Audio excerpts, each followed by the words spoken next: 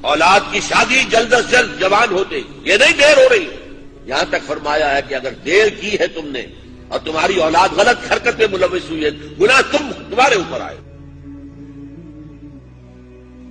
جو بھی فطرت کا راستہ، فطرت کا تقاضا ہے، اس کے لیے جو فطری راستہ ہے، جائز راستہ، کھول دو اس کو۔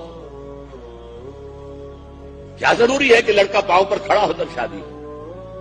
والدین شادی کر کے لائے۔ پرانا ہمارا معاملہ کیا تھا؟ والدین شادی کر کے لاتے تھے، اسی لیے آنے والی بہویں بھی انہیں اپنے والدین سمجھتی تھی۔ آج تو بیٹے نے شادی کی ہے، بیٹے نے اپنے پاؤں پر کھڑے ہو کر، اس کی بیوی کیسے محسوس کرے گی اپنی ساس اور سسر کو کہ یہ بھی میرے والدین ہیں؟ ان کا تو وجود گوارا نہیں ہوگا اسے گھر کے اندر۔ ہماری پرائیویسی کے اندر خام خواہ خلل انداز ہوتے ہیں، وہ خاندان کا نظام جو ہے وہ تو درہم برہم ہو جائے گا۔ شادیاں جلدی کرو، تم لاؤ، اپنی بیٹی بنا کر لاؤ۔ کھانے کو اگر تمہاری اپنی بیٹیاں کھا رہی ہیں اور اپنے بیٹے کھا رہے ہیں، وہ بھی کھا لیں، وہ اپنا رزق ساتھ لے کر آئے۔ شادیاں جلدی کرو۔